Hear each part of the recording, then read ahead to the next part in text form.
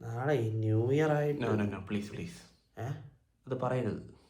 എന്ത് റെസൊല്യൂഷൻ അല്ലേ? അല്ല ഞാനീ പറയാൻ പറ്റുന്ന എന്തോന്ന് വേണ്ട, ഇനി എന്താ കാണിക്കാൻ? ഞാനും ഈ നല്ല മനുഷ്യനാകുന്ന പരിപാടിയിൽ നിന്ന് റിട്ടയർ ചെയ്തായിരുന്നു. എല്ലാ വർഷവും ജാനുവരി ആകുമ്പോഴത്തേക്ക് തുടങ്ങും. Gym, sugar cut, green tea, journaling, affirmations. ഞാൻ കഴിഞ്ഞ വർഷം എടുത്ത റെസൊല്യൂഷൻസ് എനിക്ക് ഓർമ്മ പോലും ഇല്ല. അതൊക്കെ എടുക്കുമ്പോ തന്നെ അറിയാതെ കള്ളവാ. പിന്നെ ഡിസംബർ 31 രാത്രി 12 അങ്ങോട്ട് അടിക്കുന്ന ഉടനെ ഹായ് ഞാൻ നന്നായി, ഹായ് ഇവൻ നന്നായി, ദുശീലങ്ങളൊക്കെ എവിടെ പോയി. എങ്ങനെ നടക്കാൻ അതൊക്കെ ഹായ് മിണ്ടായി. ഓക്കെ. അല്ല ഈ ഡിസംബർ 31 വരെ എന്തിനാ നോക്കിയിരിക്കുന്നത്? എപ്പോൾ വേണമെങ്കിലും ചെയ്യാമല്ലോ. എന്തോന്ന് ചെയ്യാൻ? എടാ ഇറ്റ്സ് ലൈക്ക് ഒരു 5 സെക്കൻഡ് റൂൾ എന്ന് പറഞ്ഞ സംഭവമുണ്ട്. അതിനി എന്തു? അതായത് ഇപ്പം നീ ഒരു പണിയില്ലാതെ ഇങ്ങനെ ചൊറിയും കുത്തിയിരുന്ന് റീൽസ് കൊണ്ടുപോകാം. പ്രൊഡക്റ്റീവായിട്ടുള്ള എന്തെങ്കിലും ഒരു ചെറിയ ഐഡിയ നിന്റെ തലേ വന്നിരിക്കട്ടെ. നീ 5 മുതൽ കൗണ്ട് ഡൗൺ ചെയ്യുക. 5 4 3 2 1 എത്തുമ്പോൾ നീ എഴുന്നേൽക്കുക.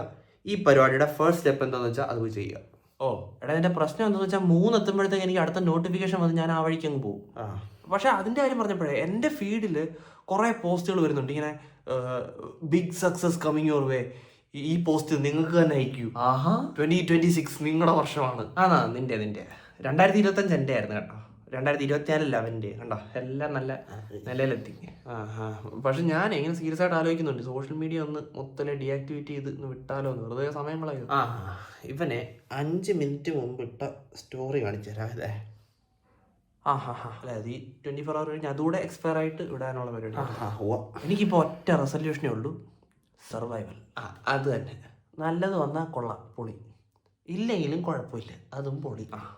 പീസ്. നിക്ക് ഞാൻ ഈ പറയാൻ പോകുന്ന സാധനങ്ങളോട് അതിൻ്റെ കൂടെ ചെയ്യണം. കൂടുതൽ ചെയ്യാനല്ല, നിങ്ങൾ ഇപ്പൊ ചെയ്തുകൊണ്ടിരിക്കുന്ന കുറച്ച് കാര്യങ്ങൾ നീ ചെയ്യാതിരിക്കാനാ.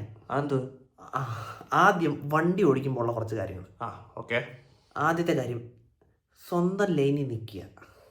അതായത് ഇപ്പോൾ ഒരു ട്രാഫിക് ഐലൻഡോ അല്ലെങ്കിൽ ഒരു ബ്ലോക്കോ വല്ലതും വന്ന് നിൽക്കുകയാണെങ്കിൽ കാണുന്ന ഗ്യാപ്പിലെല്ലാം കൊണ്ട് വണ്ടി കുത്തി കയറ്റാതെ സ്വന്തം ലൈനിൻ്റെ നടുക്കൊന്ന് നിൽക്കാൻ പറ്റും. കുത്തി കയറ്റുന്നത് ഡീറ്റൻഡിയുടെ പരിപാടിയാണ്.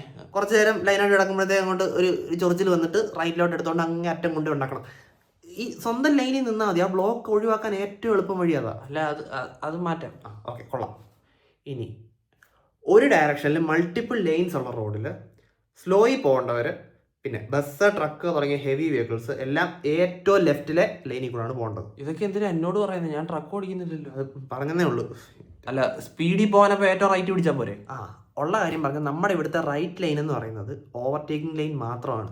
അതായത് നീ ലെഫ്റ്റ് ലൈൻ കീപ്പ് ചെയ്ത് പോവുക, ഫ്രണ്ടിൽ ഒരു സ്ലോ വണ്ടി വരുന്നുണ്ടോ ഇൻഡിക്കേറ്റർ ഇട്ട് നീ റൈറ്റ് ലൈനിൽ കയറുക, ഓവർടേക്ക് ചെയ്യുക, തിരിച്ച് ലെഫ്റ്റ് ലൈനിൽ തന്നെ കയറുക. നമ്മുടെ നാട്ടിലെ വണ്ടികളുടെ എണ്ണം വെച്ച് ഇച്ചിരി പ്രാക്ടിക്കാലിറ്റി കുറഞ്ഞ പരിപാടിയാണ്, പക്ഷേ ഇതാണ് നിയമം.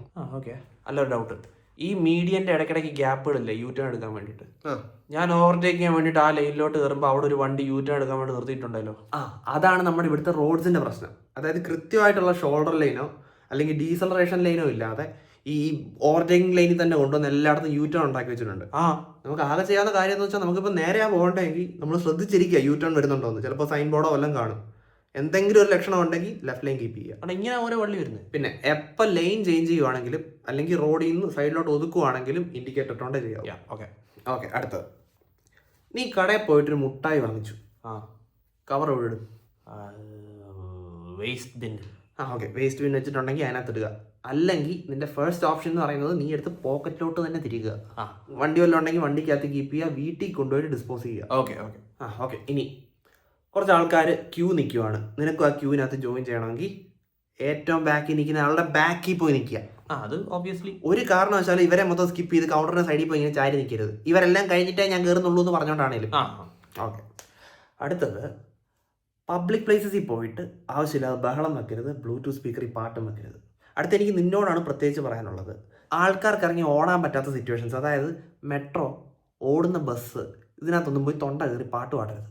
എടാ ഞാൻ ആ സ്ഥലം കത്തിക്കാൻ വേണ്ടിയിട്ട് അവരാരും വന്ന് വേണ്ടാന്ന് പറഞ്ഞില്ല. എടാ മരക്കഴുതേ, എന്തോ നീ ഒന്ന് ഇമാജിൻ ചെയ്യും, നിന്റെ ഒരു അടുത്ത റിലേറ്റീവ് മരിച്ചതറിഞ്ഞിട്ട് നീ ജോലി സ്ഥലത്തൊന്നും ഒരു ബസ്സിൽ വീട്ടിലോട്ട് പോയിക്കൊണ്ടിരിക്കുക. ഒരുത്തൻ നിന്റെ ചെവി കീഴത്ത് വന്നിട്ട് നിനക്ക് ഇഷ്ടപ്പെടുവോ ഇല്ലയോ? ഇല്ല. എന്നാൽ നീ ഒരു ഡീസൻ്റ് ആയിട്ടുള്ള ഒരുത്തനായതുകൊണ്ട് ഇതും പറഞ്ഞുകൊണ്ട് അവൻ്റെ അടുത്ത് ചൊറിയാൻ ചെല്ലൂ? ഇല്ല. അതും ഇല്ല. മനസ്സിലായല്ലോ? മനസ്സിലായി. അപ്പൊ ഇത്രയും മാത്രം ഒന്ന് അടുത്ത വർഷം ഒന്ന് ഫോളോ ചെയ്താൽ മതി. ബാക്കി ഞാൻ അടുത്ത വർഷം അവസാനം ആകുമ്പോൾ പറയാം. ഓക്കെ. ചെയ്യാൻ പറ്റുമോ? നിനക്ക് പറ്റൂ? പറ്റും.